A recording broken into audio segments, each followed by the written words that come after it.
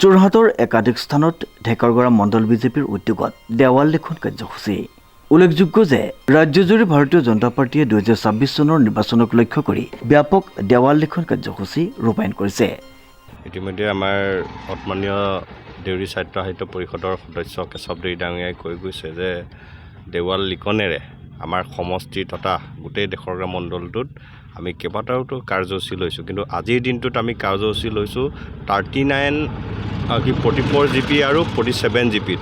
কেইবাটাও আজি নাই বুলি 10টা 12টা জেগাত আমি দেৱাল লিখন কাৰ্যসূচীটো হাতত লৈছোঁ আৰু পৰৱৰ্তী সময়ত তেনেকৈ পঞ্চায়ত ভিত্তিত বা প্ৰতিটো বুথত আমি দুটাকৈ দেৱাল লিখন অংকন কৰিবলৈ আমি কাৰ্যসূচী লৈছোঁ। এই অভিযানৰ অংশ হিচাপে যোৰহাট জিলা বিজেপিৰ অধীনৰ উত্তৰ পশ্চিম যোৰহাট ঢেকৰগড়া মণ্ডলৰ উদ্যোগত দেৱাল লিখন কাৰ্যসূচী ৰূপায়ণ কৰা হয়। আমাৰ ভাৰতীয় জনতা পাৰ্টীৰ 2026 নিৰ্বাচনৰ উপলক্ষে যিহেতু আমাৰ প্ৰদেশ কমিটিয়ে ইতিমধ্যে দেৱাল লিখনৰ কাৰ্যসূচী আৰম্ভ কৰি আহিছে। এই দেৱাল লিখনৰ কাৰ্যসূচী আমাৰ যোৰহাট জিলাৰ অন্তৰ্গত হৈ আছে। গতিকে যোৰহাট জিলাৰ অন্তৰ্গত আমাৰ ঢেকৰগড়া মণ্ডলৰ অধীনত আজি আমাৰ মণ্ডলৰ সভাপতি বহল পেগু ডাঙৰীয়াৰ নেতৃত্বত আমি আজি আমাৰ এই ঢেকৰগড়া মণ্ডলৰ বিভিন্ন প্ৰান্তত আমি আজি এই দেৱাল লিখনৰ কাম ইতিমধ্যে হৈ আছে আৰু আজিও আমি কৰি আছোঁ।